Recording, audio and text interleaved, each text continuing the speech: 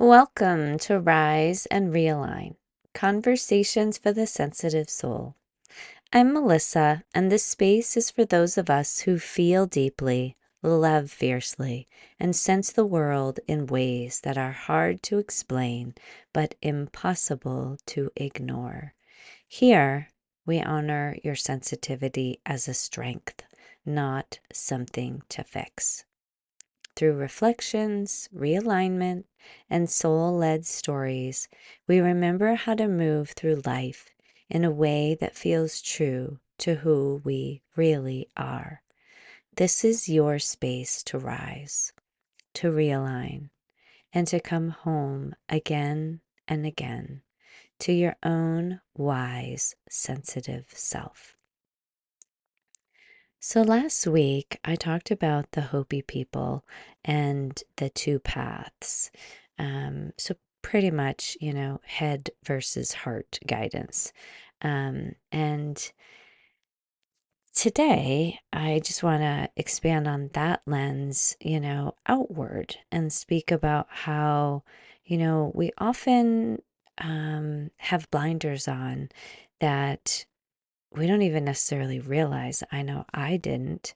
I just thought those are, my confinements, right? Like I had limited views on certain times of my life, and that's just how it is, right? Um, but as I continue to support amazing, sensitive and strong women through both, therapeutic um, relationships and as a spiral guide. Um, it's really something that's beautiful when we have the opportunity to see things in a more expanded view. And I'm really honored because, again, I did not always have this expanded view. I definitely lived in a lot of well, had a lot of blinders on, right? Had a lot of programming myself and conditioning that I was unaware of. And what came up for me in not only a session, but in my own life, was that there are so many things that happen on a day to day basis that we might just brush off. Like we have no idea how the unplanned or the disruptive experiences that we perceive in life, right, are actually part of the journey, right? Like it's part of what's unfolding.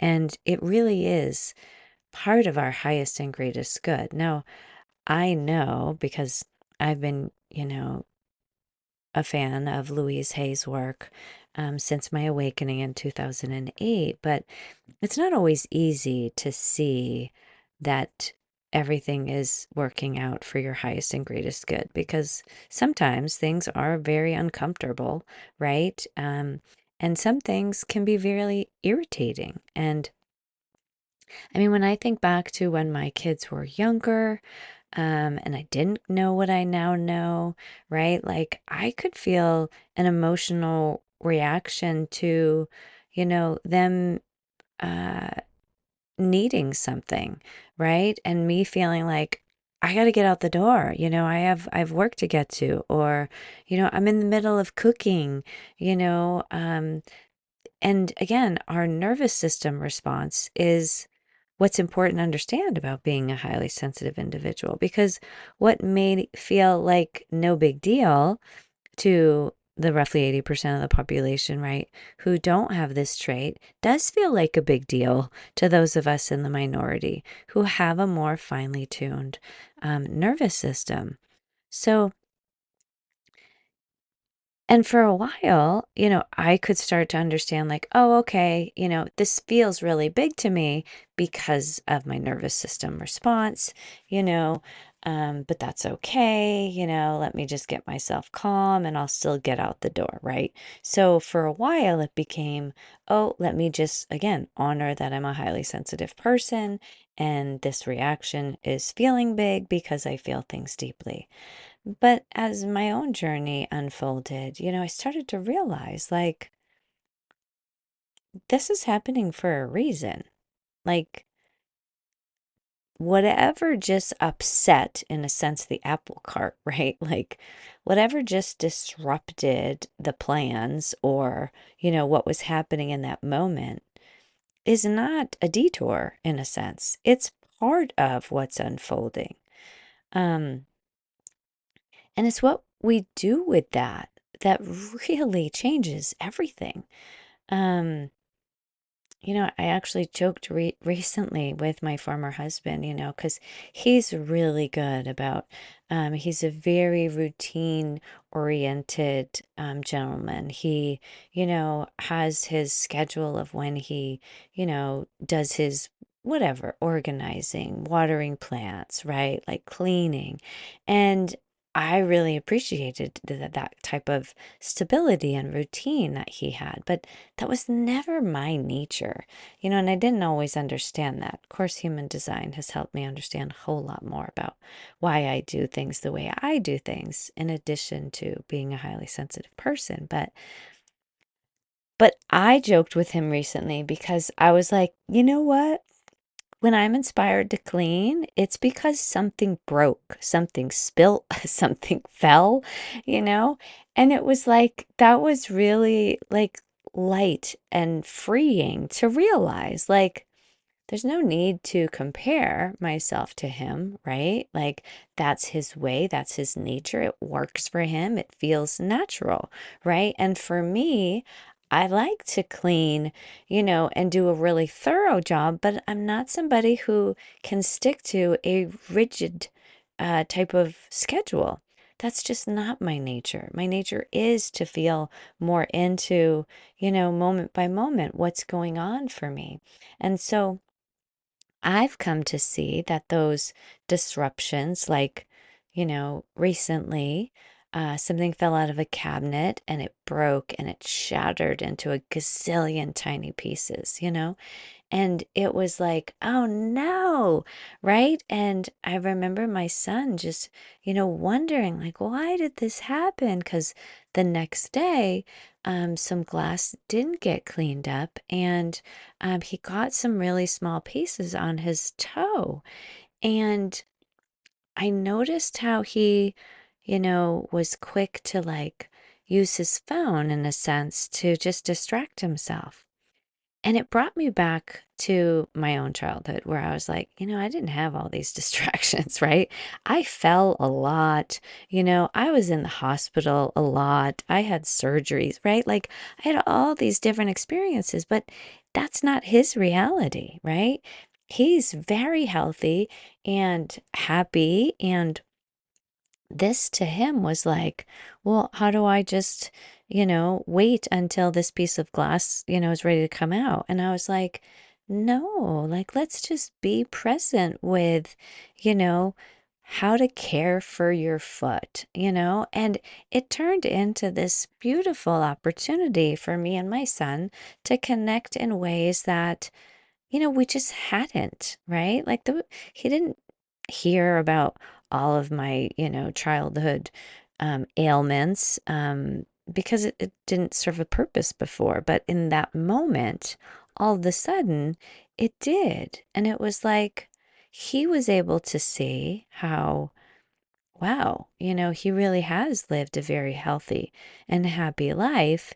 And how his mom, me, who's lived through so much, right, disruption in health, has changed so much, right? Like, as an integrative mental health and a quantum biology for health professional, like, I understand things about how to care for my body that I didn't know, before. I didn't certainly learn it when I, was going to college in the 90s. So, this is what I'm speaking of, right? Like, we can understand our nervous system response, right? That big reaction to things, right? And we can certainly acknowledge that, our sensitivity is an intelligent design, right? But to see how everything is connected in the sense of even that glass shattering all over the place that required us to stop everything that we were doing, right? Like we couldn't we couldn't not stop. It was just full on stop, you know. Okay, put shoes on. Okay, put the cat in the other room, right? Like we had to protect everything first. And then, right, we could clean up. And then we could notice, you know, oh, like this isn't something that we want to disconnect from, right? When he was on his phone. This is something we want to stay connected with through the experience.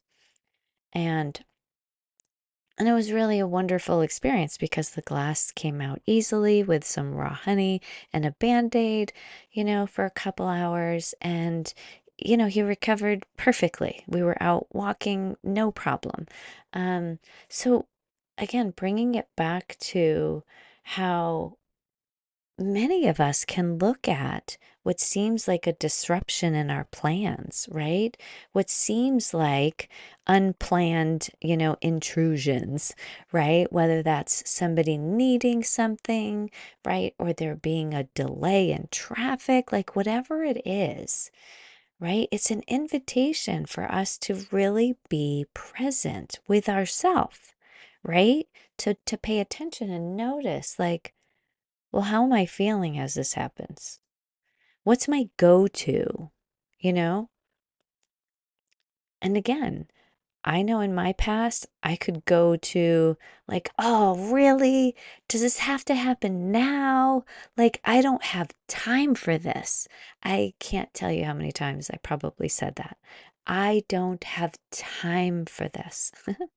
It makes me laugh because it's like, there's so many limitations that we don't necessarily recognize with these blinders, right?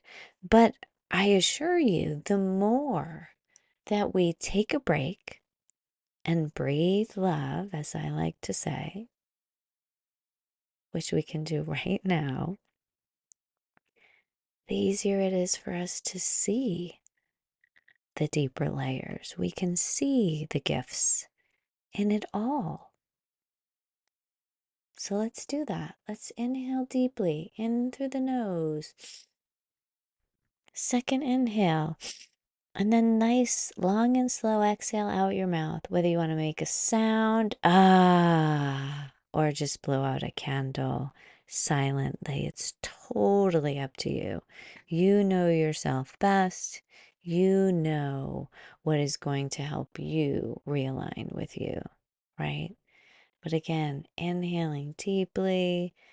And again, as you're inhaling, it's like you're breathing in love. You're opening up your heart, right? Filling the lungs. You're connecting with you. If you haven't already, exhale out your mouth. Again, follow your own pace, your own rhythm. But I always encourage at least three. Inhaling deeply, second inhale, and then exhaling. Because that's what it's all about.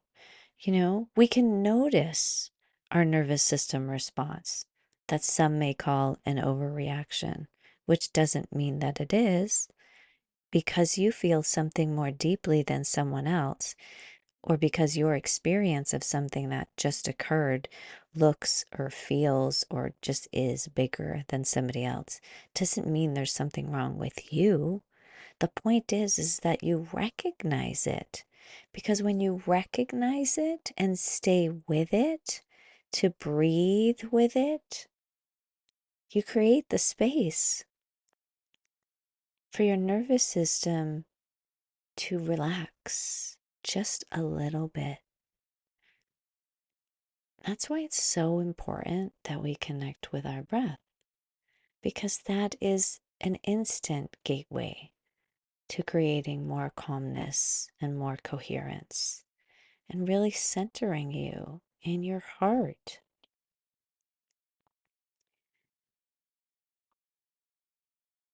So I invite you to even, like consider, look at how your day has unfolded already. Is there anything today that showed up unexpected, unplanned, something that disrupted you and what you were doing? What was that like for you? How did you feel when it happened? That's the most important part.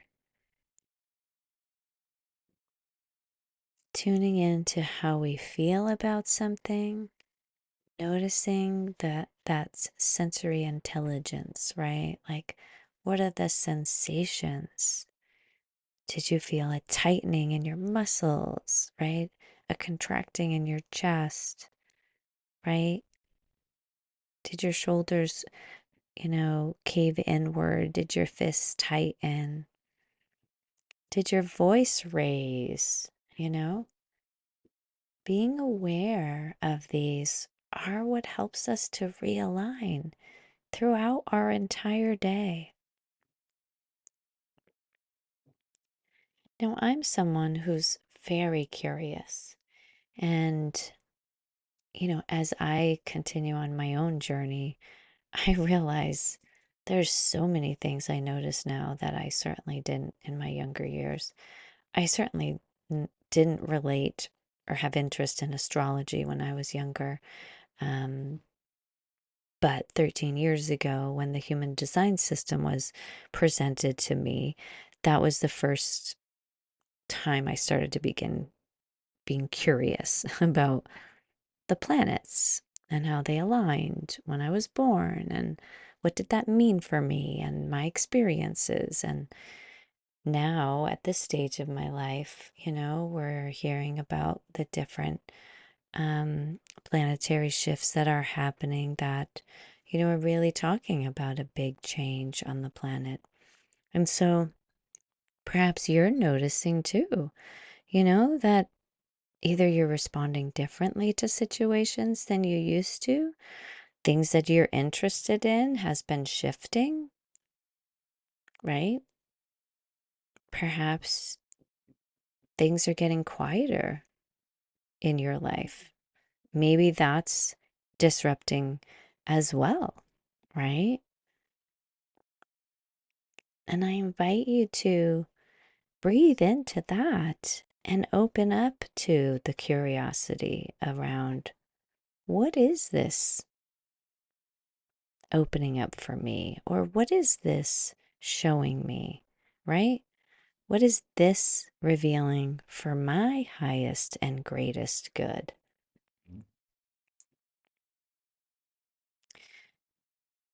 You know, I, I've been a meditator for,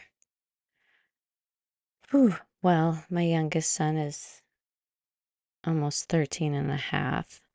So definitely probably been a meditator for at least 14 years, probably more, probably since my awakening, but more consistently in probably the past 14 years.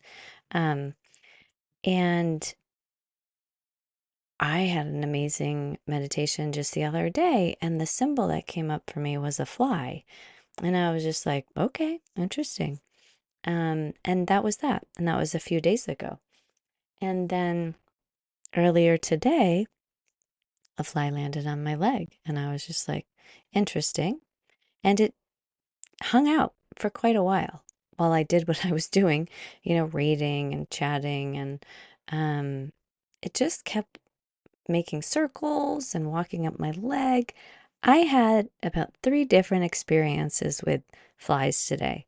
Different flies, some very colorful, vibrant, and then a bunch of flies that got really annoying. So, this is again, the invitation is when we're starting to be more open and curious about, like, why is this happening? Right? And instead of seeing it as, why is this happening to me? Right? That we can get like that. Like, why? Why now? Why this? Whatever it may be, to open up to the curiosity and be like, what is this about? What is this revealing for me? Right? Because again, my own spiritual awakening showed me that we're all connected. Doesn't mean we always understand how we're connected, in what ways we're connected, right? But when we can, again, open those blinders a little bit to curiosity and be like, okay, why is this happening for me? Right? Because again, everything that's happening is for our highest and greatest good, because we're here to live and learn and grow in love, in light, in truth, you know? And so, yeah, I just wanted to share a little bit about how those disruptions are all part of the plan. But we, in our humanness, often are looking outward and putting things on a schedule, right? It's time to do this chore or that task, or I need to go here and I need to go there. And we put it in our schedule. And I know for me, you know, and from a human design perspective, I'm a manifesting generator type. And so I'm multi-passionate. I can do things quickly and efficiently. And so I often, just would have so much going on because of my multi-passionate interests, you know, but that meant I was really filling my schedule. So when the unexpected, when the unplanned showed up, which it always does, I didn't have the time or space, right? In my calendar, literally. And so that's why I frequently would say, I don't have time for this. Because again, I was fitting more than I could comfortably navigate in my day to day planner. And again, I see that so often with the amazing, highly sensitive women that I support, because these women are doing amazing things for their community, their career, their families, right? They're really doing so many different things. And, my invitation is always return to your breath, return to your body, be here now. This is where you're going to experience that connection, that calmness, right? And from that space, you can welcome the unplanned and the unexpected, because it's going to show you something if you take the blinders off just a little, right? And open to that curiosity of, what is this revealing for me? Because I'm always going to speak from my heart, and I'm always going to speak to your heart, because I know that, again, our heart and soul's desires are there for a reason, right? They're there for us to keep moving along our path, knowing that there's possibilities, right? And when we create the space to keep aligning with our heart, keep coming back to our heart center, right? Again, the largest electromagnetic field is our hearts. That's how we can be true to ourself. That's how we can, again, use that sensory intelligence that we've been, gifted with, to notice sooner. Where do I need more space in my day? Where can I connect more with that sense of calmness and centeredness and coherence, right? So that I can meet every apparent disruption, right, as an unexpected visitor, where then we're welcoming it, right? Because we know that that's just part of the journey. We have what we see outwardly and what we schedule and plan. That's what we call, right, in the scene, and what we can see. But there's also the unseen. So making more space, more room for the unseen, so that you can use your gifts, right? to discover the patterns in your life where you can discover more of what your heart and soul is leading you towards. So, this is really an invitation for you to be true to you.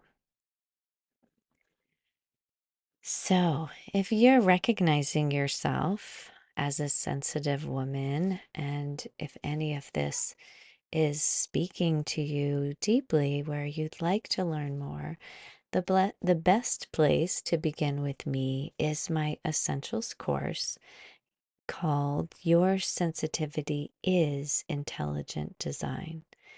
It's a science-informed course for sensitive and strong women who are ready to start exploring, right? To expand that sense of curiosity into what it means to have a sensitive nervous system as an intentional design and not a flaw to fix, right? Stop trying to put your round peg in a square hole. So, this is where you can learn how to rise up out of these old patterns that don't serve you and realign with your authentic and wise self.